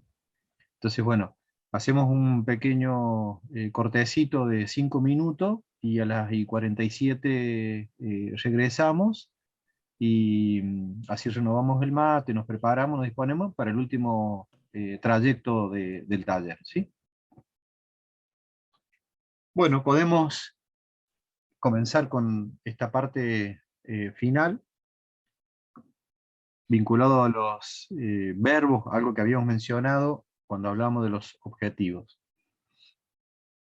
Ok. Bueno, si podés, Danco, mostrar la tablita ahí. Ahí. Hoy al principio hablamos de los objetivos, no sé, Hugo, sí lo comento yo. Esta tablita que les estamos mostrando no es para que se la aprendan ni para que la tengan de memoria ni nada, después se la podemos pasar para que puedan mirar, pero simplemente es para tener en cuenta que cuando yo quiero escribir los objetivos, ¿sí? Cuando decíamos que en la introducción tiene que estar expresado el objetivo de mi trabajo, tengo que poder escribir un objetivo. Siempre un trabajo tiene un único objetivo general y a lo sumo 3 o 4 objetivos específicos. Pero esos objetivos se tienen que escribir de acorde a la naturaleza de la operación mental que quiero hacer. Y ahí es en donde entra en juego esta tabla, que es la de la taxonomía cognoscitiva de Anderson y Krathwohl. Son dos autores expertos en educación que han generado esta tabla de verbos a partir de una de otro pedagogo que se llamaba Benjamin Bloom, de los años 60. Son personas expertas que estudiaron, invirtieron toda su vida en analizar cómo funciona el cerebro humano y cuáles son las operaciones que nuestro cerebro hace para procesar las distintas cosas que nosotros estamos intentando hacer. Entonces, en función del nivel de complejidad de esas operaciones, si querés ir, Danco, sobre el final de esta hojita en PDF, hay una pequeña pirámide. Esta pirámide lo que nos hace es mostrarnos que el cerebro del humano, sin importar la naturaleza de la cosa que estamos intentando aprender o estudiar o hacer, el cerebro humano siempre tiene que pasar por todas estas instancias de procesos mentales para poder llegar, por ejemplo, a la máxima de todas, que es la de la creación. Primero tengo que empezar desde el nivel de recordar, que es el nivel más sencillo, y después de que puedo recordar, recién ahí puedo pasar a comprender, y después de la comprensión recién puedo pasar al nivel de aplicación. ¿Para qué les mostramos esto? Para que ustedes tengan en cuenta que en la mayoría de los casos, cuando estamos haciendo un informe de laboratorio, tenemos que llegar hasta el nivel de análisis, ¿sí? Hasta el nivel de análisis es el que tenemos que llegar cuando estamos haciendo una experiencia de laboratorio generalmente. Y cuando hacemos un trabajo práctico, generalmente nos quedamos en el nivel de aplicación, uno antes, un escalón antes. Entonces, todo esto les mostramos para que tengan en cuenta cuáles son, si volvemos arriba a la tablita, van a ver que están tabuladas de izquierda a derecha, creciendo en este nivel de complejidad de las operaciones. Y fíjense que solo por tomar algunos, cuando yo hablo del nivel de recordar, estoy anotando, ¿sí? Anotar, bosquejar, citar, contar, decir, deducir. Todas estas son operaciones mentales que están en lo más elemental de las operaciones que su cerebro puede hacer, sin importar qué cosa sea la que están estudiando. Recién cuando yo pude hacer todo esto, puedo pasar a la siguiente instancia, que es la de la comprensión, y ahí puedo comparar, contrastar, determinar, diferenciar, hasta incluso discutir. Y cuando voy a hacer el trabajo práctico, recién voy al nivel de aplicar, bosquejar, calcular, clasificar, completar. ¿Para qué les mostramos todo esto? Es para que ustedes lo tengan en cuenta de cuáles son los verbos que son más pertinentes utilizar a la hora de intentar escribir, por ejemplo, un objetivo, o a la hora de querer mostrar querer mostrar el procedimiento de lo que estoy haciendo, ya sea en el trabajo práctico, ya sea en el informe de laboratorio, etcétera, ¿sí? Esa es un poquito la idea de mostrarles esto, de que lo tengan en cuenta. Y fíjense que recién cuando superé todo el nivel de analizar, puedo pasar a una instancia de evaluar, que es cuando yo tengo que hacer el trabajo que generalmente hace el docente, que es el de evaluar lo que hicieron los estudiantes. Y recién cuando supero todo eso, puedo pasar a la parte de la creación. Por lo tanto, ustedes también tienen que llegar al nivel de creación. ¿Por qué tienen que llegar al nivel de creación? Porque como ingenieros van a pasarse gran parte de su vida haciendo uno de los más importantes y el que mejor paga, que es el de diseño, que está ahí abajo, está como en el lugar 20, diseñar, ¿sí? Diseñar, ensamblar, son una de las más elementales formas de las operaciones cognitivas más complejas que nuestro cerebro puede hacer. Y como ingeniero tenemos que poder llegar hasta ese nivel, pero esto es parte de un proceso, ¿sí? Y es importante que ustedes más o menos tengan una noción de cómo esto funciona para que sepan elegir qué verbo. Entonces, cuando yo, por ejemplo, veo un informe laboratorio que empieza con diseñar, me hace ruido, ¿sí? Porque diseñar no está en un nivel de análisis. Yo en el informe laboratorio puedo analizar, puedo categorizar, clasificar, comparar, contrastar. ¿sí? Esa era un poco la idea de mostrarles esto. Y ahí retomando lo que decía Matías, digo, en referencia a los verbos, que vinculado a los objetivos son sumamente importantes porque aparecen, los nombro, fíjense, al inicio de la introducción, y luego los retomo en la conclusión. Si podemos ir ahí, Danco, a la conclusión. Justamente porque al final evalúo si el trabajo que hice o lo que llevé adelante responde o no a los objetivos. El hecho de que no responde a los objetivos, bueno, habrá que revisar, ¿sí? Se escribe en tiempo presente, porque ya el trabajo es suyo, está cerrado.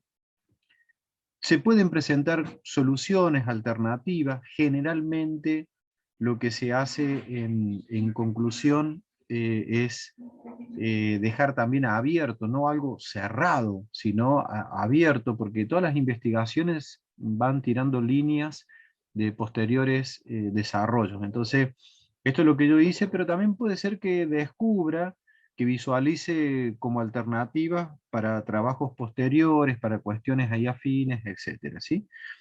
Y bueno, lo que no se menciona, o lo que no se escribe, o lo que no tiene que figurar, digamos, en una conclusión, son resultados numéricos, porque usted ya lo puso en otra sección, tablas, figuras, ecuaciones, abreviaturas, podríamos decir también, ¿sí?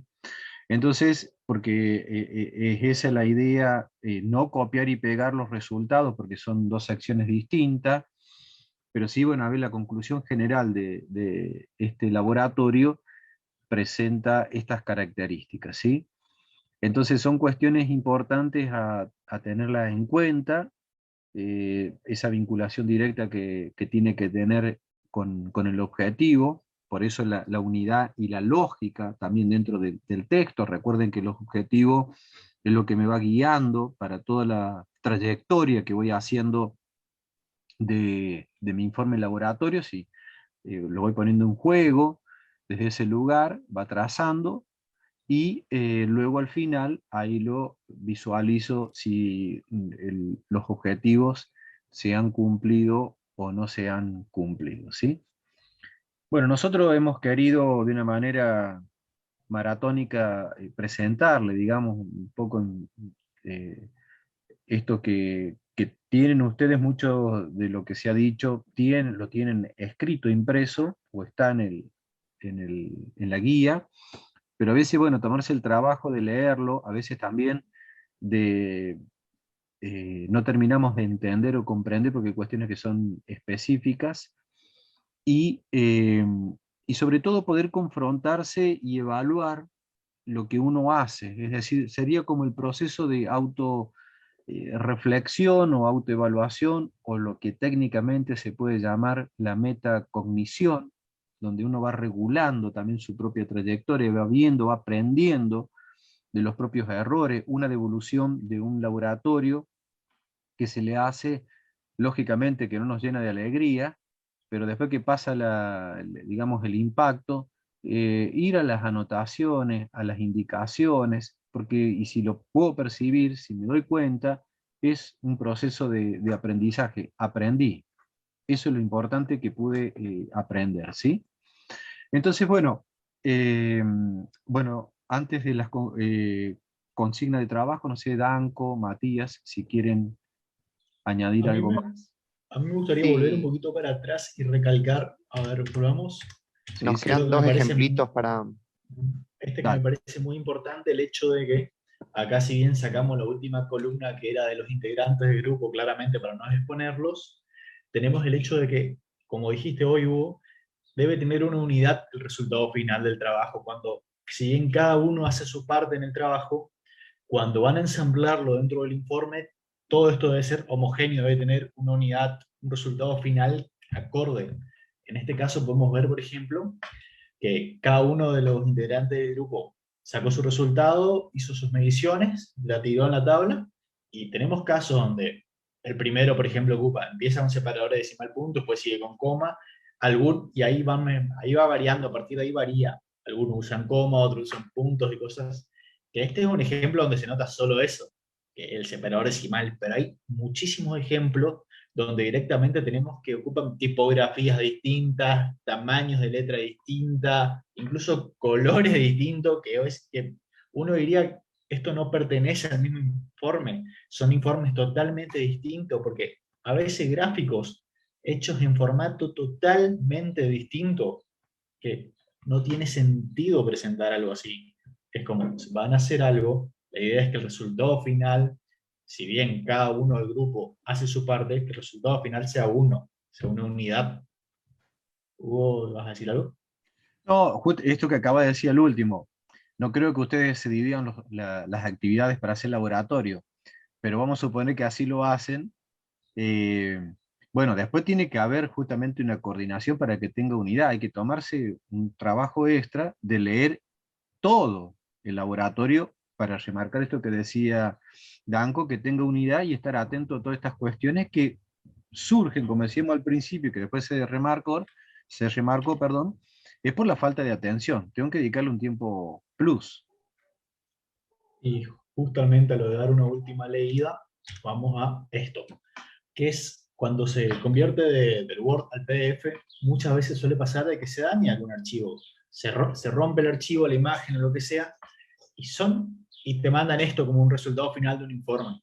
Son cosas que con simplemente abrir el PDF, un barrido visual, nos damos cuenta, no, acá falló esto, se dañó porque esto es ilegible, inentendible absolutamente, y se hubiese evitado simplemente con abrir el PDF, mirarlo de arriba para abajo, acá pasó esto, vuelvo a guardar el archivo, lo vuelvo a convertir a PDF, y se evitan la devolución de un informe, tener que perder el tiempo de volver a corregir o incluso no probar a tiempo y, no sé, no poder inscribirse en una instancia de mesas, inscribirse a la siguiente por esto.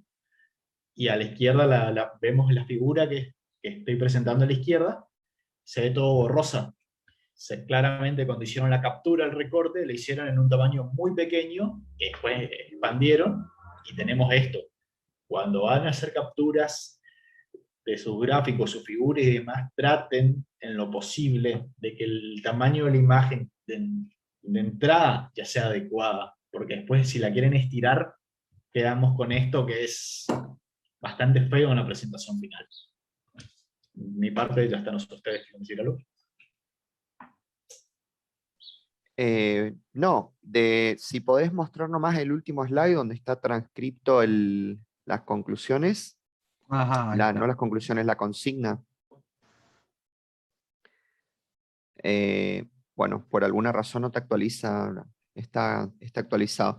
Pero básicamente lo que tienen que hacer, ahí les voy a pegar en el chat, les voy a pegar en el chat la dirección de correo electrónico, ¿sí? Tienen que mandar un informe de laboratorio que sea, que sea algo que ustedes lo corrijan a partir de haber tenido todas estas recomendaciones que le dimos y lo tienen que entregar hasta mañana a la noche como máximo, ¿sí? Tienen tiempo hasta mañana a la noche. Ahí les pego la consigna completa. Tuvimos un problemita, no sé por qué en la computadora de Danco no se actualizó pero ahora en el chat del vivo de Facebook les pego la consigna entera de lo que tienen que hacer. Entonces, lo entregan por correo y esto es lo que vamos a usar para corregirles, para darles por aprobado el curso, ¿sí? Sí. Que es trabajar en base a lo que ustedes tienen como experiencia, digamos. Retomar eso y, lógicamente, mejorarlo, pulirlo para la acreditación del taller. Ujú. Esa es la idea. Y como le habíamos dicho, puede ser algo que sea una corrección de un informe que ya tenían hecho, o puede simplemente ser un informe nuevo que hicieron alguna experiencia laboratorio en alguna materia y bueno, justo tienen que hacer para esa materia, tienen que hacer el informe para entregar. Bueno, aprovechen estas recomendaciones, traten de seguirlas todas y nos mandan una copia a nosotros por correo. Ahí les puse En el chat del vivo les pegué toda la consigna completa. Entonces así pueden, sí, más o menos es eso que están viendo.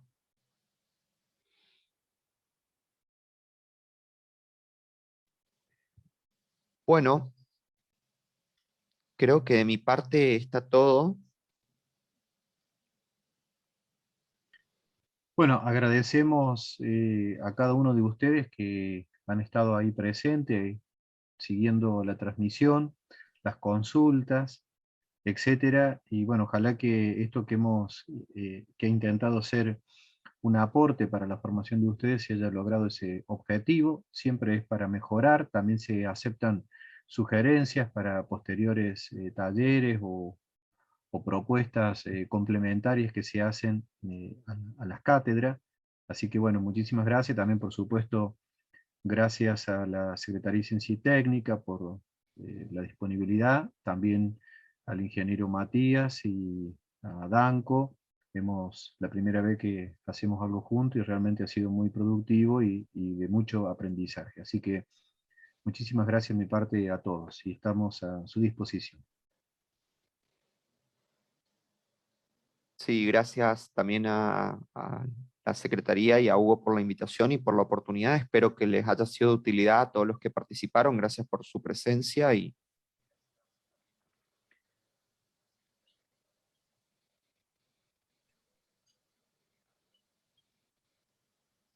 Danco, si usted quiere. No, no, yo no tengo más que agregar. Muchas gracias a todos. Gracias por la invitación, principalmente a dar parte a esto. Y espero que le haya sido productivo a la mayoría, a los que hayan podido asistir, a los que no hayan podido asistir en tiempo y forma. Creo que eso va a seguir disponible, colgado para los que quieran verlo en algún momento, porque creo que es muy útil, digamos, para todos, sin importar a qué carrera pertenezcan y demás. O si muchos creen que el hacer un informe solo para zafar, pero no, es más extenso que eso y que está bueno poder avanzar, ampliarse en este tema. Muy bien, bueno, muchas gracias a todos. De esta manera cerramos este taller y quedamos a su entera disposición. Muchas gracias a todos.